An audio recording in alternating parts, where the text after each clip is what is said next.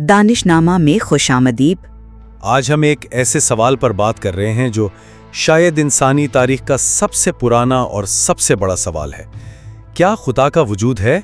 और ये सिर्फ एक फ़लसफ़ियाना बहस नहीं है, बल्कि ये सवाल हमारी ज़िंदगी के मकसद, हमारी अखलाकियात और कायनात में हमारे मकाम की जो तफ़हीम है उससे जुड़ा हुआ है।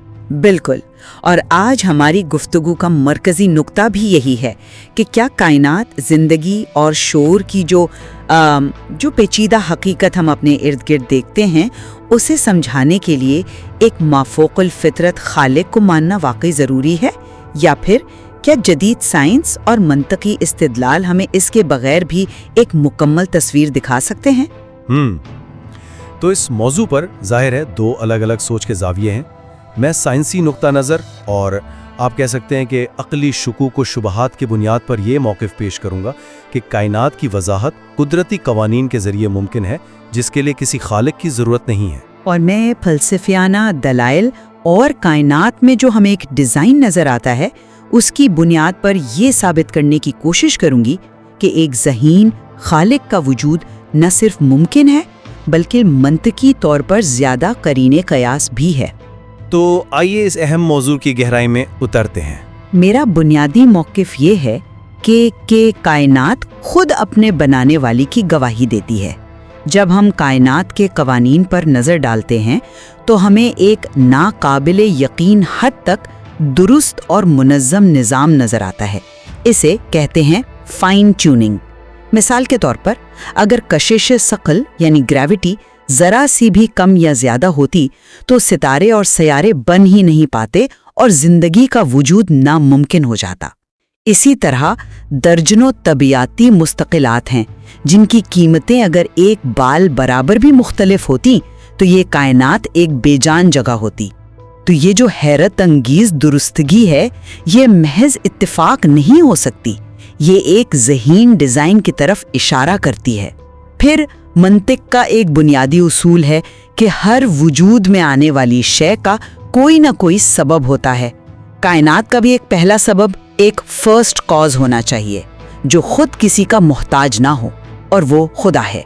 और आखिर में अच्छाई और बुराई के वो उसूल जो हमारी ज़ाती राय से बालातर हों, यानी मारूज़ी अखलाकियात, उनका वजूद भी एक ऐसी हस्ती के बगैर मुमकिन नहीं जो उन उसूलों का सरचश्मा हो। मैं इससे एक बिल्कुल मुख्तलिफ ज़ाविये से देखता हूँ। मेरा मानना है कि कायनात की वजाहत के लिए किसी खालिक को फ़र्ज़ करना एक गैर ज़रूरी कदम है।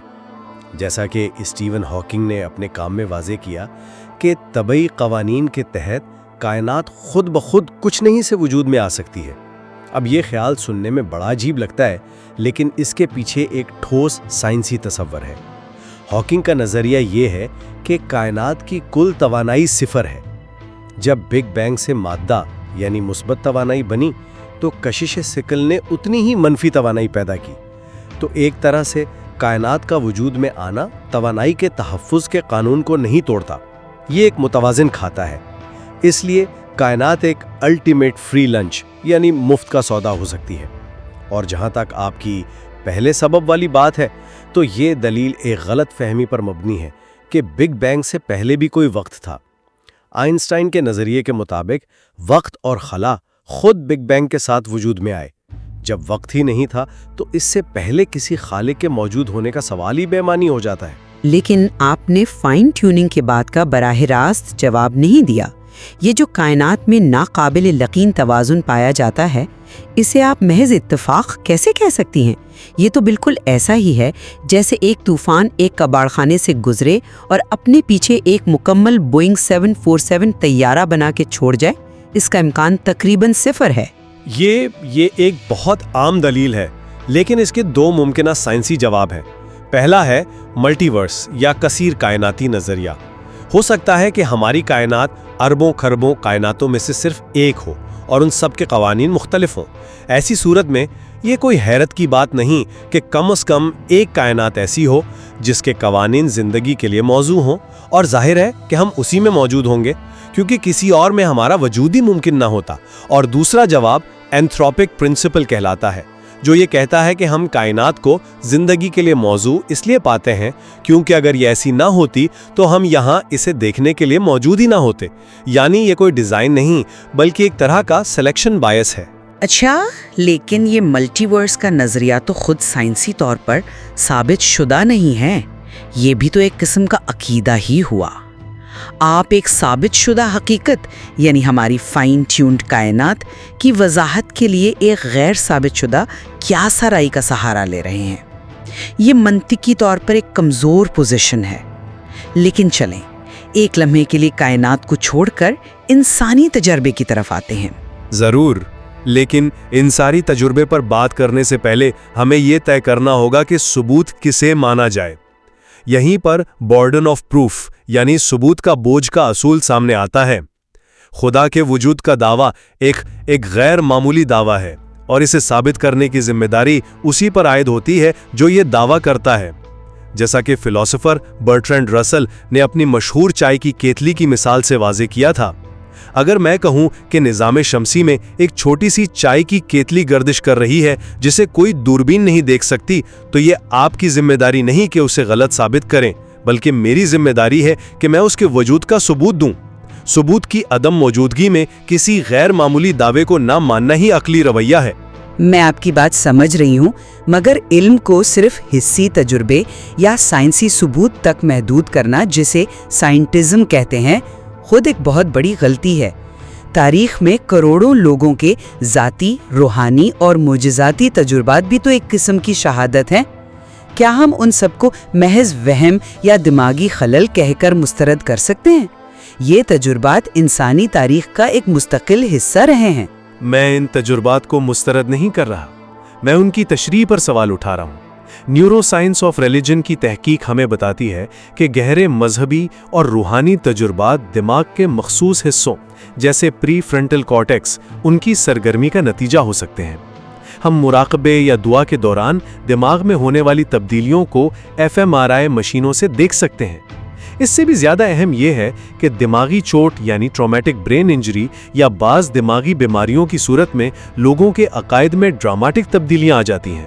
اس سے ظاہر ہوتا ہے کہ ہمارے عقائد اور تجربات کی بنیاد ہمارے دماغ کی کیمسٹری اور ساخت میں ہے۔ یہ تو بتاتی ہے کہ دعا کے دوران دماغ میں کیا ہوتا ہے، لیکن یہ ثابت نہیں کرتی کہ یہ تجربہ خود دماغ کی تخلیق ہے۔ یہ بھی تو ممکن ہے کہ دماغ ایک اعلیٰ حقیقت کا ادراک کر رہا ہو، نہ کہ اسے پیدا کر رہا ہو۔ جیسے ایک ٹی وی سیٹ سگنلز کو تصویر اور آواز میں بدلتا ہے، وہ خود پروگرام نہیں بناتا۔ ہو سکتا ہے ہمارا دماغ ایک ریسیور ہو، صرف ایک جنریٹر نہیں۔ آپ کا اعتراض اس امکان کو پہلے سے ہی رد کر دیتا ہے۔ یہ ریسیور والی بات ایک دلچسپ خیال ہے، لیکن سائنس کے لحاظ سے اس کی سب سے بڑی کمزوری یہ ہے کہ یہ ناقابل آزمائش اور ناقابل تردید ہے۔ ہم دماغی سرگرمی کو تو ناپ سکتے ہیں، لیکن کسی نامعلوم ٹرانسمیٹر کو نہیں پکڑ سکتے۔ سائنس میں جو مفروضہ ٹیسٹ نہ کیا جا سکے وہ سائنسی نہیں رہتا، وہ قیاس آرائی بن جاتا ہے، اور جب تک اس کا کوئی ٹھوس ثبوت نہ ہو، یہ کہنا زیادہ منطقی ہے کہ یہ تجربات دماغی افعال کی ہی پیداوار ہیں، کیونکہ ہمارے پاس اس کے شواہد موجود ہیں۔ چلیں، آپ دماغی افعال کی بات کر رہی ہیں، تو یہ ہمیں انسانی تجربے کے ایک اور بہت بڑے اور مشکل پہلو کی طرف لاتا ہے، اور وہ ہے تکلیف اور شر کا سامنا کرنا۔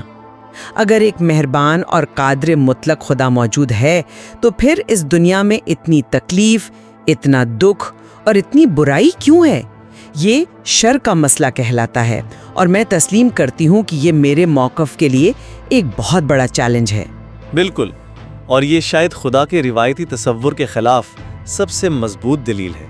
اگر ایک ایسی ہستی موجود ہے جو قادر مطلق ہے، عالم کل ہے اور سراپا خیر ہے، یعنی مکمل طور پر نیک ہے، تو پھر اس دنیا میں بے مقصد اور بے پناہ دکھ کیوں ہیں؟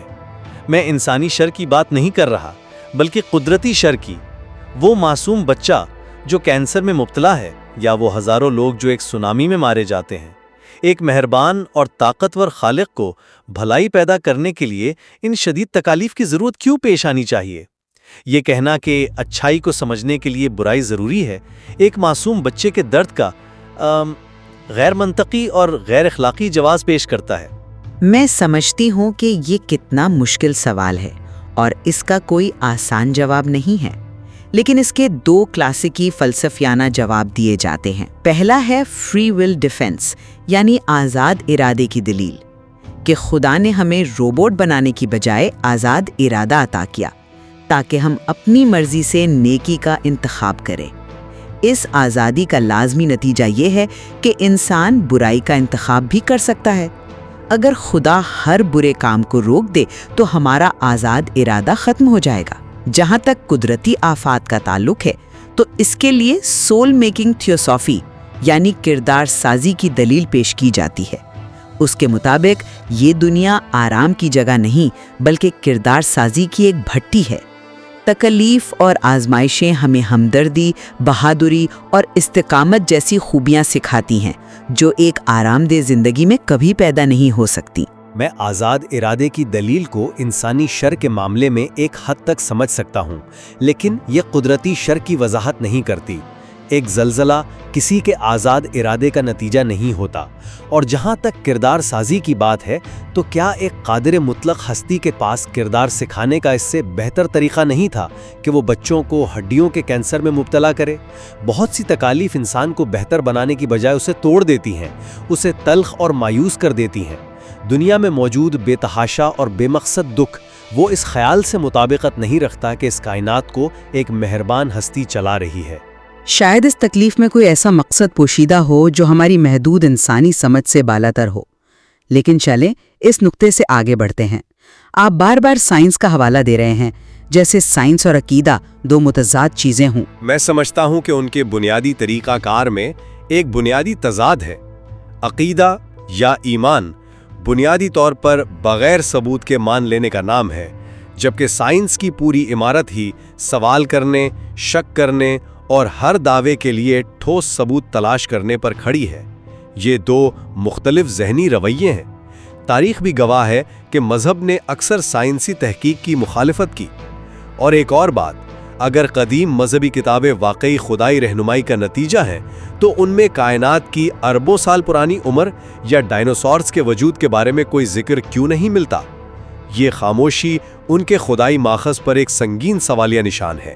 میں اس استدلال سے قائل نہیں ہوں کیونکہ یہ ایک غلط فہمی پر مبنی ہے۔ اصل تصادم سائنس اور مذہب کے درمیان نہیں ہے، بلکہ سائنس پرستی یعنی سائنٹزم کے نظریے سے ہے، جو یہ مانتا ہے کہ سائنسی طریقہ ہی علم حاصل کرنے کا واحد معتبر ذریعہ ہے۔ مذہب اور سائنس دو مختلف دائروں میں کام کرتے ہیں۔ سائنس کیسے کے سوالات سے بحث کرتی ہے، یعنی مادی عمل کیا ہے، جبکہ مذہب کیوں کے سوالات کا جواب دیتا ہے، یعنی اس سب کا مقصد کیا ہے، زندگی کا معنی کیا ہے۔ یہ دونوں ایک دوسرے کے مخالف نہیں بلکہ تکمیل کنندہ ہو سکتے ہیں، اور خود سائنس ایک گہرے راز کی طرف اشارہ کرتی ہے، ریاضی کی ناقابل یقین افادیت۔ یہ کتنی حیرت انگیز بات ہے کہ انسانی ذہن میں پیدا ہونے والے تجریدی ریاضیاتی تصورات طبعی کائنات کو اتنی درستگی سے بیان کرتے ہیں۔ یہ اس بات کی دلیل ہے کہ اس کائنات کا ڈھانچہ منطقی ہے اور اسے کسی ذہن نے ترتیب دیا ہے۔ میں اسے ایک مختلف طریقے سے دیکھتا ہوں۔ ریاضی کی افادیت اس لیے ہے کہ ہمارا دماغ اسی کائنات میں ارتقا پذیر ہوا ہے اور اس کے قوانین کو سمجھنے کے لیے ہی بنا ہے۔ ہم کائنات میں پیٹرنز اس لیے دیکھتے ہیں کیونکہ پیٹرن کو پہچاننا ہمارے آباء و اجداد کی بقا کے لیے ضروری تھا۔ تو ریاضی کوئی جادوئی زبان نہیں بلکہ ہمارا ایک ٹول ہے جسے ہم نے کائنات کو بیان کرنے کے لیے بنایا ہے۔ یہ ڈیزائن کی نہیں بلکہ ہمارے دماغ کے ارتقاء کی دلیل ہے۔ اور جہاں تک کیوں کے سوال کا تعلق ہے تو فلسفہ اور آرٹ بھی تو ان سوالات سے بحث کرتے ہیں، اور اس کے لیے انہیں کسی مافوق الفطرت ہستی کی ضرورت نہیں پڑتی۔ تو خلاصہ یہ کہ کائنات کی ابتدا، اس کے منظم اور ریاضیاتی قوانین جو فائن ٹیوننگ کو ظاہر کرتے ہیں، شعور کی پر اسرار موجودگی اور ایک معروضی اخلاقی معیار کی ضرورت، یہ تمام دلائل مل کر ایک خالق کے وجود کو نہ صرف ممکن بلکہ منطقی طور پر ضروری ثابت کرتے ہیں۔ یہ شواہد ایک ایسی حقیقت کی طرف اشارہ کرتے ہیں جو مادی کائنات سے باورا ہے۔ اور میرے نزدیک جدید کاسمولوجی ارتقائی حیاتیات اور نیورو سائنس یہ ظاہر کرتے ہیں کہ کائنات، زندگی اور انسانی مذہبی تجربات کی وضاحت قدرتی عوامل سے کی جا سکتی ہے، جس کے لیے کسی مافوق الفطرت ہستی کو فرض کرنے کی کوئی ضرورت باقی نہیں رہتی۔ ثبوت کا بوجھ، جیسا میں نے کہا، دعویٰ کرنے والے پر ہے، اور جب تک ٹھوس شواہد نہ ملے، شک اور سوال کو برقرار رکھنا ہی سب سے منطقی پوزیشن ہے۔ اس بحث سے یہ واضح ہوتا ہے کہ خدا کے وجود کا سوال محض سائنسی یا منطقی نہیں، بلکہ گہرا فلسفیانہ اور ذاتی بھی ہے۔